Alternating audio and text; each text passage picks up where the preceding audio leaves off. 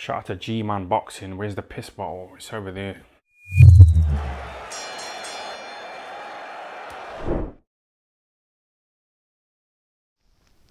Alright people, review of the week time. Now, we've got to talk about the two cards that happened last night. I think we'll start with, I have them both here actually, but let's start with the card in New York.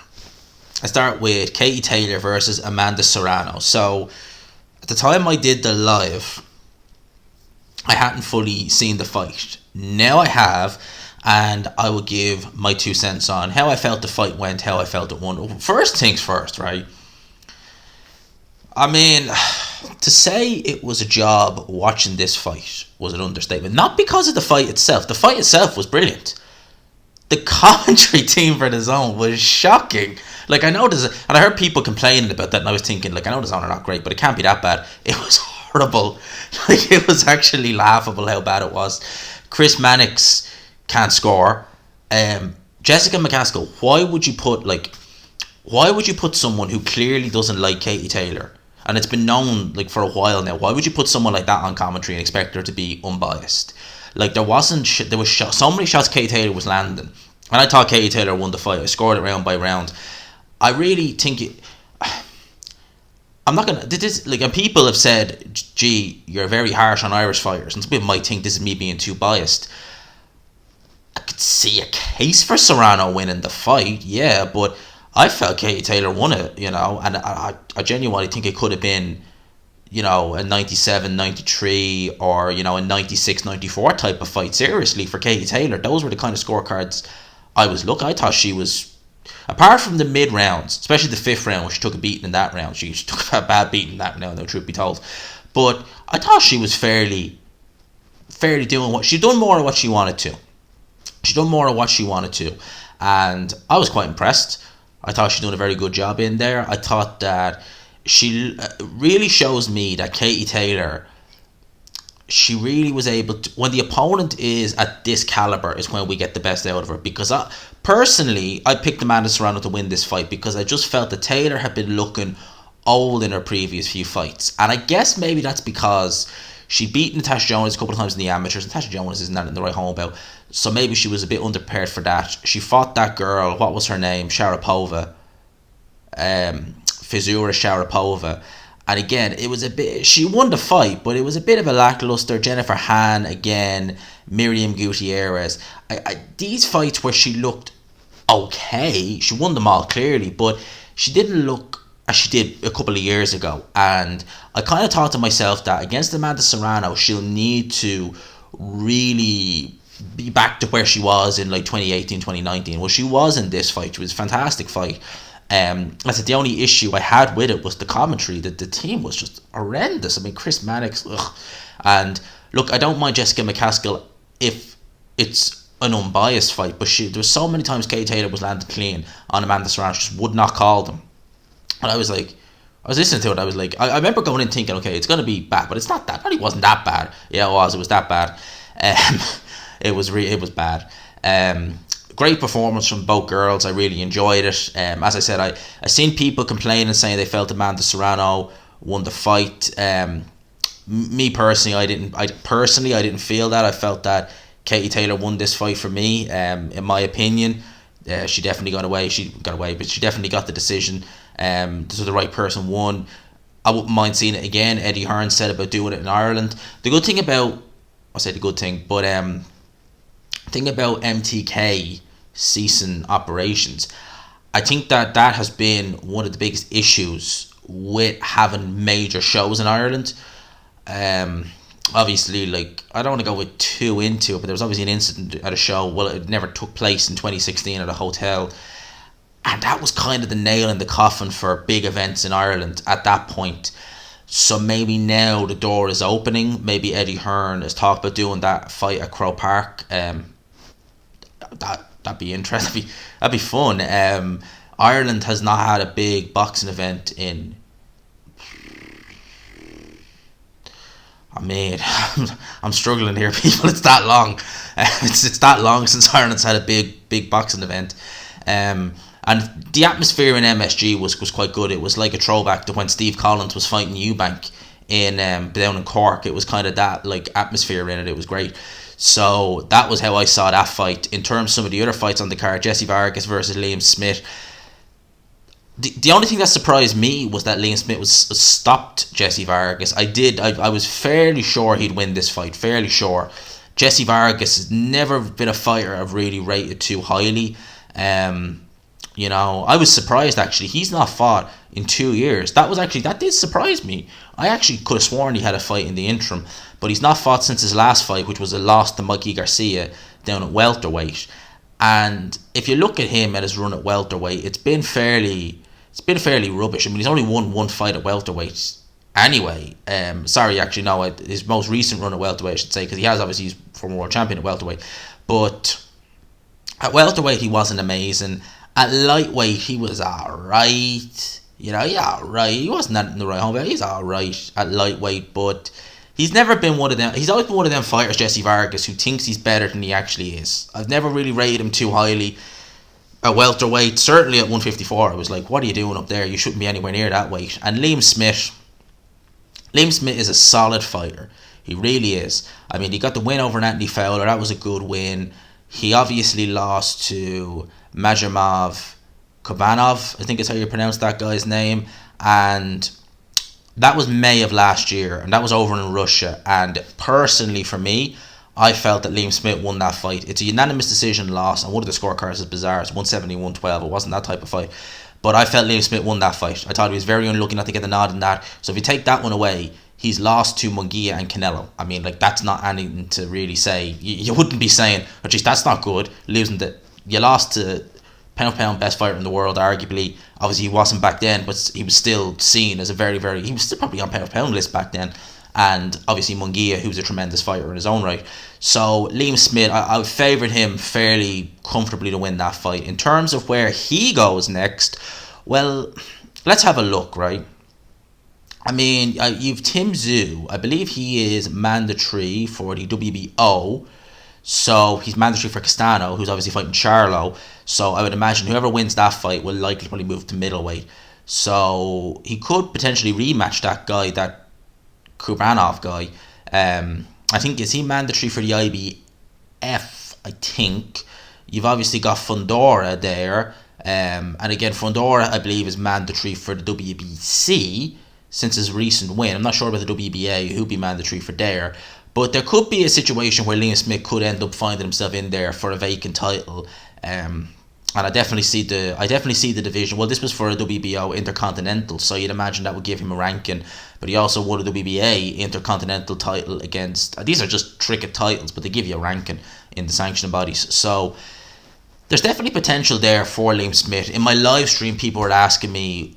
They were saying that they'd like to see him against Kell Brook. And I wouldn't mind seeing that fight. Now, I know they were sparring partners for their fights, respectively, against Triple G and Canelo.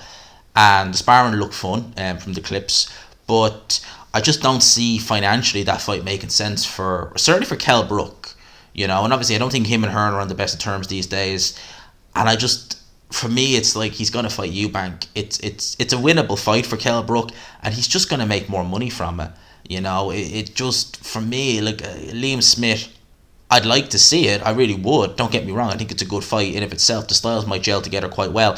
But I just don't see it financially for Kell Brook being a viable option. In terms of the other show that was on, the one in Las Vegas in the MGM Grand, obviously we saw Keyshawn Davis on the undercard. He moved to 5-0 with 4 knockouts. He got a 6th round stoppage over Esteban Sanchez. I haven't seen it yet, but I will say Keyshawn Davis, one of the most impressive prospects in the sport of boxing. Fantastic fighter, Olympic silver medalist, and just a fantastic talent. Keep an eye on Keyshawn Davis. Really, really impressed with him. Didn't he fight on a Matchroom show? Yeah, he did. He fought on Canelo versus Saunders. I think Eddie Hearn is stark raving mad not signing him up to a long-term deal, because he is going to be a world champion, mark my words. And on the top of the bill was obviously my guy Shakur Stevenson. I picked him to stop Oscar Valdez. He did everything but had Valdez down in the 6th round. And you could see just the skill gap from early on. It was apparent. I mean, Shakur Stevenson, 24 years old, southpaw. Yes, I'll admit he's not the biggest puncher there is, but he's certainly got respectable power there. Certainly.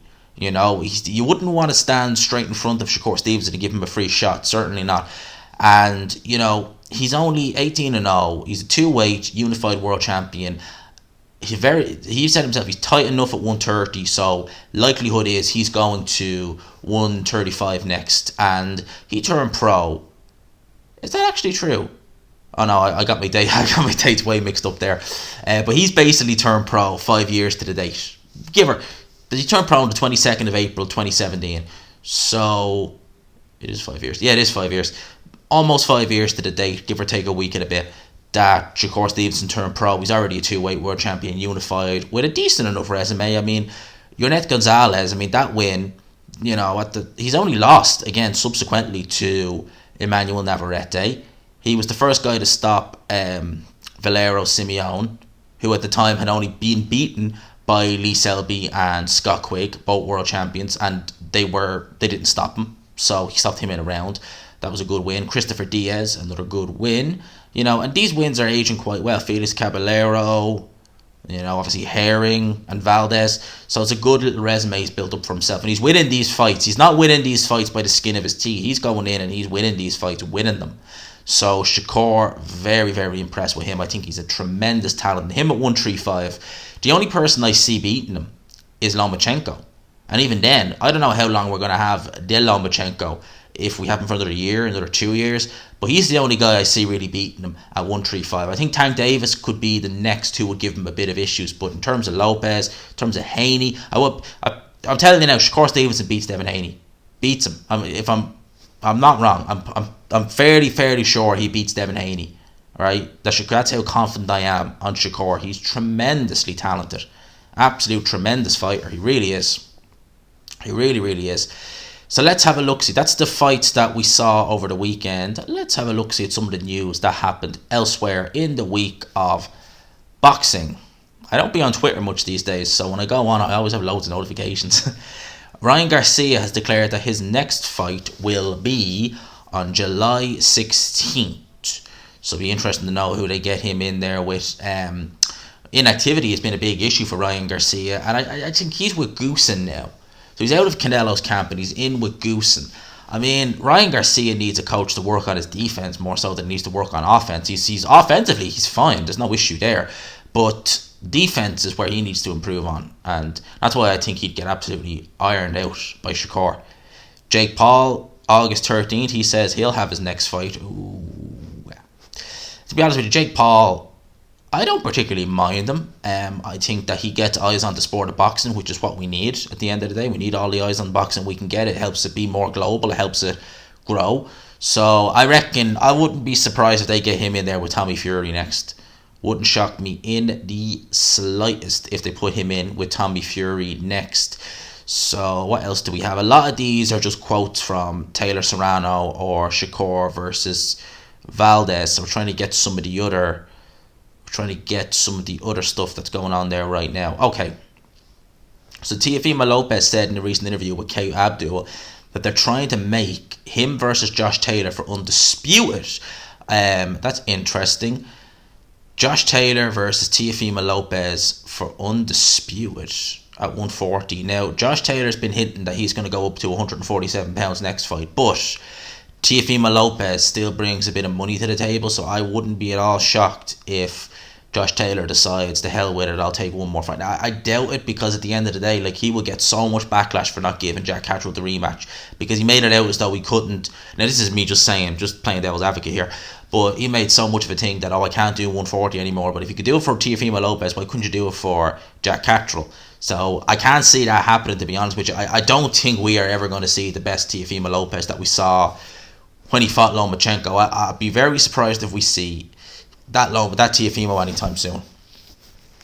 I think that loss, and he took a beating in that loss as well. Like, I mean, I know it was a competitive fight, don't get me wrong, it wasn't like a one-sided beating, but he was getting hit for fun by Kambosos. I think we're going to see, and I think mentally Teofimo Lopez is going to, that loss is really going to impact him. We'll only really see it when he's back in the ring, how much that loss impacted him.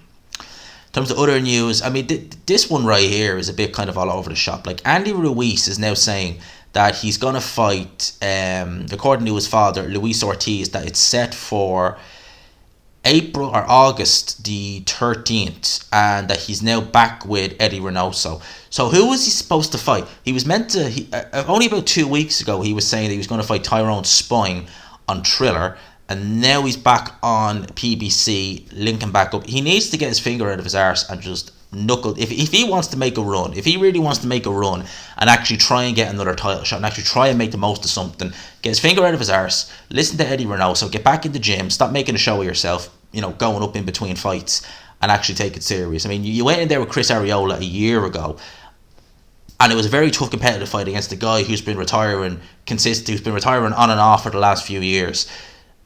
And then what, you wait another year, over a year, like what, August, so you're going to be out of the ring for what, like 14 months or 16 months more, give or take. It just doesn't do. What does he want to be? Does he want to be a contender, or does he want to just pick up a payday once a year so he can just go out and eat Snickers or something like that? That's kind of, I get pissed off with that, because Andy Ruiz is a talented fighter. I think he has ability there, but he's just a lazy heavyweight. Just a lazy heavyweight.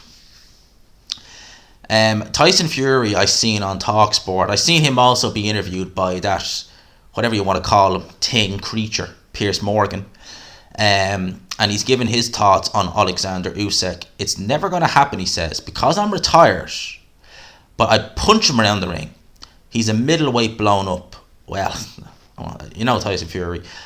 I've already been the undisputed champion. I've won every belt there is to win. I've nothing more to do. I'm out. Now, he's saying that, but I wouldn't be at all shocked. Like, I think Tyson Fury, I do put it like this, right? I think he's definitely near the end of his career. I'm not saying for definite that he's near the end of his career, but I think we're near the end of Tyson Fury. I think we're in the Indian summer of his career. Having said that, I do expect, I'd be very surprised if we don't see him in the ring anytime soon.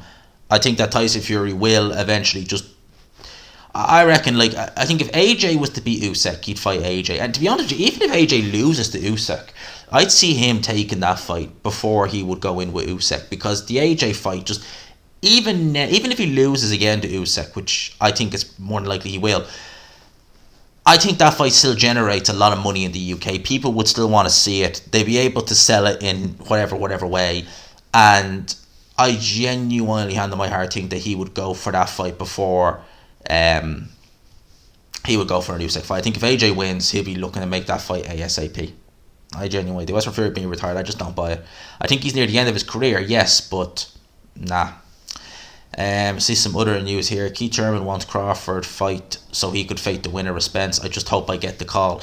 So I heard someone say Keith Thurman was going to be back in the summer. Now I can't remember who exactly they said it was going to be against. I remember them naming a guy, but I can't remember off the top of my head who it was going to be. Maybe it says it here. Does it say here? No, it doesn't. I seen someone say he'd be out in kind of July time, but he's basically saying that he wants to fight Terence Crawford so winner could face Errol Spence. So Thurman looking at Crawford. Now we still don't know the situation with Terence Crawford, what he's going to do, who he's going to go with. He was at the Shakur Stevenson versus Oscar Valdez fight. Obviously, you know he's quite close with Shakur. Obviously not close with Bob Arum. We know that. Won't be going back there again. But I'm just intrigued to know what he does next, or who he signs with, and would he go straight in there with Keith Thurman? I mean, Keith Thurman is still useful. Don't get me wrong, he is still a useful welterweight. He definitely is. It's been annoying. As someone who was a big fan of Keith Thurman, back a couple of years ago, and look, I still do like watching him. It's been very frustrating. The inactivity, the injuries. Injuries, you can't really control them. I get that. But he's had stretches of inactivity where he's been fighting once a year and he's been perfectly healthy, perfectly capable of fighting. It's just a lot of times I think he was overweight. I remember when he fought Sean Porter, he was out of the ring for nearly a year. And I remember when he went to see Danny Garcia versus Samuel Vargas, he got in the ring with Danny Garcia and he literally looked bursting at the seams. So a lot of it with Keith Thurman, I think the inactivity was down to him being ill-disciplined, certainly back then. And him against Crawford would be an interesting fight. I did see I forget who it was though. I can't remember off the top of my head who exactly it was. but it wasn't. Put it like this, it wasn't a world beater. If I'm forgetting the name, it obviously shows that it wasn't anyone amazing. Here's an interesting one as well, and this is a kind of fight that just kind of came and just made me kind of scratch my head a bit. It's certainly not a fight I personally was expecting, but Erislandy Lara is going to return on the Tank Davis Rolly Romero undercard. Okay, now Erislandy Lara has been out of the ring for it's been over a year now, hasn't it? I'm just going to check. I think it was May last year. He had that 1 round knockout at middleweight where he picked up the WBA regular title. Well, he's going to fight on the undercard. I never thought he was 39 years old now, crazy. But he's actually going to fight Gary Spike O'Sullivan on the undercard it's a regular title. It is, but that fight just kind of came out of the blue. It's a bit of a bizarre fight, I have to say. Spike O'Sullivan versus Erislandy Lara for a WBA regular title in 2022. I never thought I'd be saying that, to be honest with you. Obviously, I've spent time in the same gym with Spike O'Sullivan, so I will wish him the best. But he's been quite inactive since the loss to Munguia at the start of 2020. He only had one fight in the interim. So he had the Munguia fight in January 2020. I don't think he fought until like May last year. And I don't believe he's fought since then. So the inactivity is not ideal. Although saying that, Erislandy Lara has been quite inactive over the last few years, but he's been out of the ring for about a year now. So that fight might actually turn into a good scrap. It's a very different style. Lara is the mover, the boxer, the counter puncher, and Spike O'Sullivan tends to just come forward, look to outwork you, look to land hard shots. Stylistically, I think Lara won't have any trouble finding Spike, to be honest with you. He's really going to need to keep his head movement on point, because Lara has power in that left hand. He doesn't have as many knockouts. His knockout ratio isn't indicative to how hard Lara hits. I remember Jared Hurd saying Lara was the hardest puncher he's been in the ring with. Now Lara, again, he's not someone you would associate massive punching power with, but obviously his last fight he got a nice one punch knockout. He certainly put people on notice with his left hand when he lets it go straight, and as Jared Hurd said, it was one of the hardest, or if not the hardest puncher he's been in the ring with. So Lara has power there, so you don't want to go and just take a free shot, take a free smack from Erislandy Lara, give him the chance to hit you, because he can be quite explosive with that. I just found that fight very bizarre. Just in 2022, I'm like, what? Really? Spike O'Sullivan versus Erislandy Lara, WBA regular title? Alright. I mean, that whole card, that show anyway, is going to be quite fun, because I think Rolly versus Tank, look, Cruz versus Tank's a more competitive fighter, or certainly was, and I do believe Tank Davis is going to beat Rolly Ramirez relative ease. The style is going to make Tank look quite good, but why not have a few fun fights on this card? I like watching Tank Davis. I probably will do a watch along for that, because I like Tank Davis and I think he's going to beat the living crap out of Rolly Romero. But look, we'll enjoy the build up, won't we? We'll enjoy the build up to that. But in terms of that whole fighting card, I think that Romero was going to get flattened. In terms of other fights this week, obviously, before I finish, we will talk about Canelo Bivol. I hope this hasn't been going on too long. I don't want this to go on for too long, be like a fucking hour long, review of the week. It's not that long, but in terms of this week, we obviously have Canelo Bivol. I will do as much as I can on this in terms of previews, predictions. Obviously, I don't have a documentary plan for it because it takes a while to do them. But we'll obviously get a couple of videos out, and I might even do 3 reasons why I think Bivol will win, 3 reasons I think Canelo will win. We will maybe look to get that done, but we'll definitely do a prediction video on it closer to the date. And I think that fight's going to be fantastic. We are doing a live watch along for it. I'm going to go for 3 a.m. start. 3 a.m. I reckon is sufficient. We'll do like a 3 a.m. start for the live watch along this coming Saturday and see where we go from there. That's pretty much that. I've got some things planned for this week, so watch the space there. For now, lads and lassies, I will leave you with that. Smash the like button if yous all could. Help your boy out, helps the channel grow, all that good stuff. For now, people, I will leave you with that. I'll speak to yous. Peace.